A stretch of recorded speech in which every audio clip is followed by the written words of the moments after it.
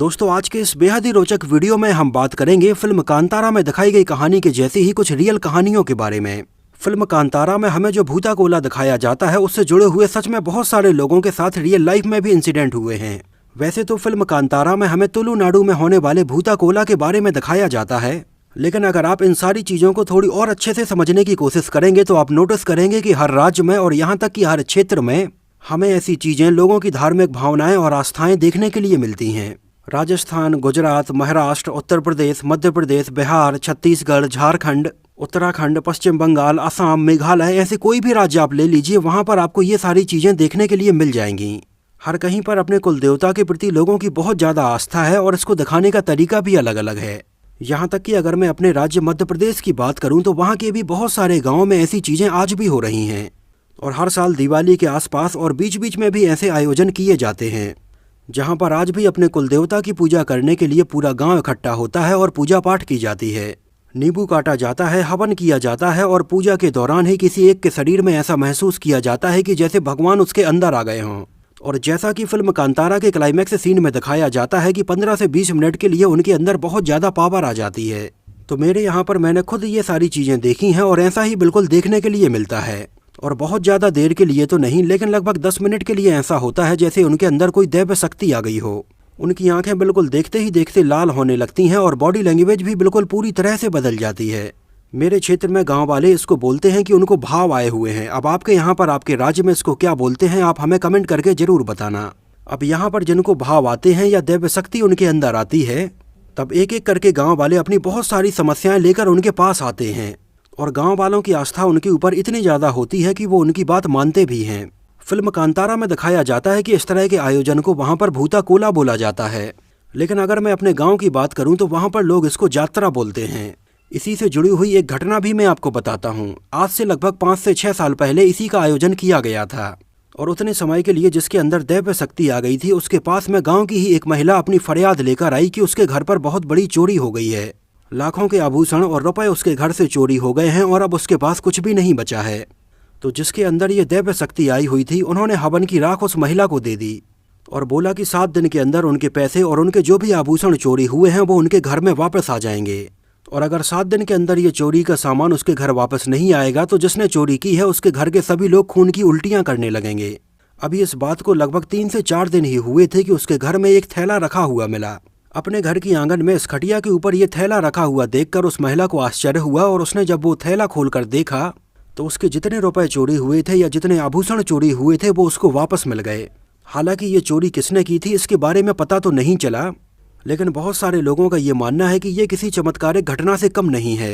ज़्यादातर गाँव वालों का ये मानना है कि गाँव में से ही किसी ने उस महिला के घर पर चोरी की होगी और दैव के बताए हुए अनुसार जिसने चोरी की है उसके घर वालों को खून की उल्टियाँ होनी शुरू हो गई होंगी, जिसके डर से चुराया हुआ जो भी रुपया पैसा था, जो भी आभूषण थे, वो उस महिला के घर पर वापस रख गए। तो ये तो थी एक घटना, ऐसी बहुत सारी हजारों और लाखों घटनाएं होती रहती हैं।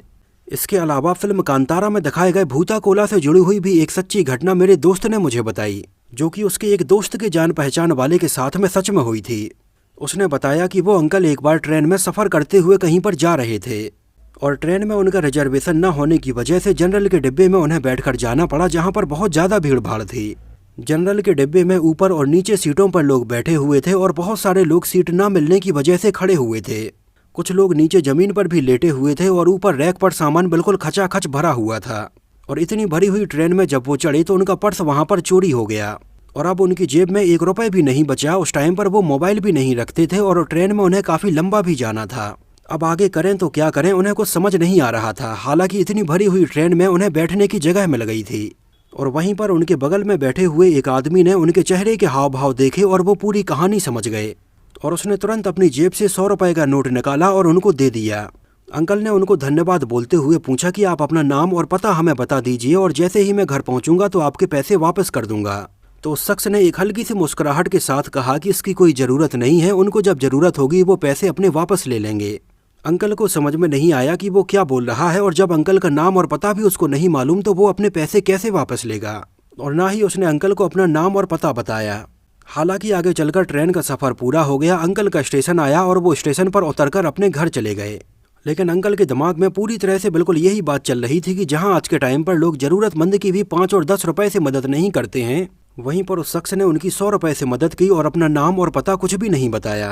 और ये बात वहीं पर खत्म हो गई। लेकिन इस वाक्य के लगभग 2.5 से 3 साल बाद वही अंकल तुलुनाडु के एक रीजन में भूताकोला का आयोजन देखने के लिए गए, जहां पर इसको देखने के लिए बहुत सारे गांव वाले और दूर दूर से लोग इकट्ठे हुए थे और अंकल भी वहीं पर आराम से इसको देख रहे थे। लेकिन अचानक से जो भूताकोला परफॉर्म कर रहे थे और जिनके अंदर दैव शक्ति आई हुई थी, वो दौड़ते हुए अंकल के पास आए और एकदम से उनके पास में आकर खड़े हो गए और उन्हें बहुत देर तक घूरते रहे। चेहरे पर इतना सारा मेकअप और इतनी देर तक घूरते रहने के बाद अंकल को भी लगा कि पता नहीं इन्हें क्या हो गया है। अंदर से अंकल को भी थोड़ी डर लग रहा था। तभी अचानक से जो भूताकोला परफॉर्म कर रहे थे, उन्होंने अपना हाथ आगे बढ़ाया और अंकल से बोला कि मुझे मेरे 100 रुपए वापस चाहिए हैं। थोड़ी देर के लिए तो अंकल के दिमाग में नहीं आया कि ये कौन से 100 रुपए की बात कर रहे हैं, लेकिन एक बार उन्होंने फिर से बोला कि जो 100 रुपए मैंने तुम्हें दिए थे वो मुझे वापस चाहिए हैं। और बस अंकल पूरा माजरा समझ गए। उन्होंने अपनी जेब से 100 रुपए निकाले और उनके हाथ पर रख दिए। और अंकल के दिमाग में ट्रेन में उस शख्स के द्वारा बोली जाने वाली बात एक बार फिर से घूम गई, जो कि उसने बोली थी कि उसे जब जरूरत होगी वो अपने 100 रुपए उनसे वापस ले लेगा। ये पूरा वाक्य हैरान कर देने वाला था और बहुत ज्यादा सोचने के लिए मजबूर कर देने वाला था। फिल्म कांतारा के जरिए ऋषभ शेट्टी ने इस तरह की कहानी को लोगों के सामने रखा जिसको जानते तो सभी हैं, और अपने आसपास भी लोगों ने ऐसी बहुत सारी चीजें देखी हैं और सुनी है। लेकिन आज के टाइम पर आज की जनरेशन इन सारी चीजों को एक अंधविश्वास बोलकर एक कदम आगे बढ़ गई है, और ऐसे ही धीरे धीरे मॉडर्नाइज होने के चक्कर में हमारी ऐसी जो सभ्यताएं हैं या ऐसी जो परंपराएं हैं वो धीरे धीरे विलुप्त होती जा रही हैं। लेकिन ऐसे में ऋषभ शेट्टी ने अपनी फिल्म कांतारा के जरिए ऐसे लोगों के दिलो दिमाग में भी एक ऐसी कहानी छोड़ी, एक ऐसा इंप्रेशन छोड़ा, जिससे कि आज के टाइम के लोग भी इससे बहुत अच्छे से कनेक्ट कर पा रहे हैं। शहरों में रहने वाले लोगों के बारे में तो मुझे नहीं पता कि वो लोग इन सारी चीज़ों के बारे में जानते हैं या नहीं, लेकिन आज भी भारत देश के हर राज्य के हर गांव में ऐसी छोटी छोटी मान्यताएं और परंपराएं आज भी मौजूद हैं, जिनमें लोगों की बहुत ज़्यादा आस्थाएं हैं और लोग उनको मानते भी हैं। फिल्म कांतारा ने इस डिवाइन एक्सपीरियंस को बड़े पर्दे पर लोगों को एक बार फिर से एक्सपीरियंस करवाया, जिसे हमारे देश के हर कोने में रहने वाले लोगों ने और यहाँ तक कि विदेशों में रहने वाले लोगों ने भी देखा और इसको बहुत ज़्यादा पसंद किया। एक्चुअली ऋषभ शेट्टी भी तुलुनाडु के ही एक गांव के रहने वाले थे और ये सारी चीज़ें उन्होंने अपने बचपन में बहुत ज़्यादा देखी हुई थीं, और उन्होंने इतनी रूटेड कहानी को बड़े पर्दे पर दिखाने के बारे में सोचा, और उन्होंने फिल्म की इतनी बेहतरीन कहानी लिखी, इसका इतना ज़बरदस्त स्क्रीन प्ले लिखा, इसको डायरेक्ट किया और इतनी ज़बरदस्त एक्टिंग भी की। फिल्म कांतारा का इम्पैक्ट ये हुआ कि कर्नाटका में बहुत सारे कलाकार जो कि भूताकोला परफॉर्म करते आ रहे हैं, और ऐसे कलाकार जिनकी उम्र 60 साल से ज़्यादा हो चुकी है, उनको कर्नाटका गवर्नमेंट की तरफ से सारे अलावेंस दिए जा रहे हैं। देश भर के बहुत सारे सिनेमा घरों में लोगों ने इस चमत्कारिक अनुभव को महसूस किया। फिल्म कांतारा से जुड़े हुए बहुत सारे अननोन फैक्ट का एक डिटेल में वीडियो मैंने ऑलरेडी बनाया हुआ है। अगर आप लोगों ने अभी तक ये वीडियो नहीं देखा है तो इसकी लिंक मैं यहाँ पर ऊपर आई बटन में दे दूंगा या नीचे डिस्क्रिप्शन बॉक्स में भी दे दूंगा, जहाँ पर आपको फिल्म कांतारा के बनने के पीछे की बहुत सारी ऐसी बातें पता चलेंगी जो आप शायद नहीं जानते होंगे। एक्चुअली देखिए, ऐसी चीज़ों के ऊपर कुछ ना कुछ आस्था होना भी जरूरी है, क्योंकि इसके डर से और भगवान के डर से लोग ऐसे बहुत सारे गलत काम करने से बचते हैं, क्योंकि उनके अंदर कहीं ना कहीं इस बात का डर होता है कि अगर वो गलत करेंगे तो भगवान भी उनके साथ कहीं ना कहीं गलत ही करेगा। इस डर से और आस्था से मुझे अपने गांव में होने वाली एक और कहानी याद आ गई। एक्चुअली जब मैं बहुत छोटा था और अपने गांव के ही एक सरकारी स्कूल में पढ़ाई कर रहा था, तो एक बच्चे ने क्लास में ही एक दूसरे बच्चे का एक बहुत महंगा पेन चुरा लिया। अब देखिए, स्कूल में जब बच्चे बहुत ज़्यादा छोटे होते हैं तो ऐसी चीज़ें होती ही रहती हैं, और गाँव में तो ऐसी चीज़ें बहुत ज़्यादा ही हुआ करती थीं कि कभी किसी बच्चे का पेन किसी को पसंद आ गया, कभी किसी की पानी की बोतल पसंद आ गई तो दूसरा बच्चा उसको चुरा लेता था। अब ऐसे में किया क्या जाए, इतने छोटे बच्चों से उनके अंदर से ये चोरी की लत कैसे छुड़ाई जाए।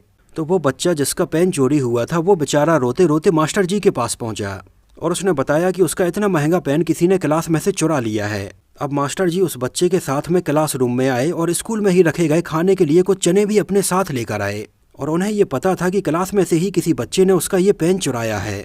तो अपने हाथ में रखे हुए चने उन्होंने एक गिलास में रखे और उसमें थोड़ा सा पानी डाल दिया, और पूरी क्लास के बच्चों के सामने उन्होंने ये बोला कि जिसने भी ये पेन चुराया है वो अगर एक दिन में ये पेन वापस नहीं करता है तो इस गिलास में रखे हुए चने जैसे जैसे फूलते जाएंगे वैसे वैसे उस बच्चे का अपने आप पेट भी फूलता जाएगा जिसने ये पेन चुराया होगा। और इतना बोलकर मास्टर जी तो वो गिलास में रखे हुए चने और पानी लेकर वहाँ से वापस चले गए। अब क्लास में ही जिस बच्चे ने वो पेन चुराया था वो बेचारा अपने आप मन ही मन सोचने लगा कि कहीं ऐसा ना हो कि जैसे जैसे ये चने फूलते जाए मेरा पेट भी वैसे वैसे फूलने लगे। और अपने पेट फूलने के डर से उस बच्चे ने तुरंत अपने बैग से पेन निकाला और जिसका पेन चुराया था उसको वापस कर दिया। तो यहाँ पर देखिए, ये जो छोटे छोटे बच्चे हैं उनके अंदर इस तरह का डर बैठाना भी बहुत ज़रूरी होता है, क्योंकि अगर इस तरह का डर किसी के अंदर नहीं होगा तो आगे चलकर वो और ज़्यादा गलत काम करने लगेगा।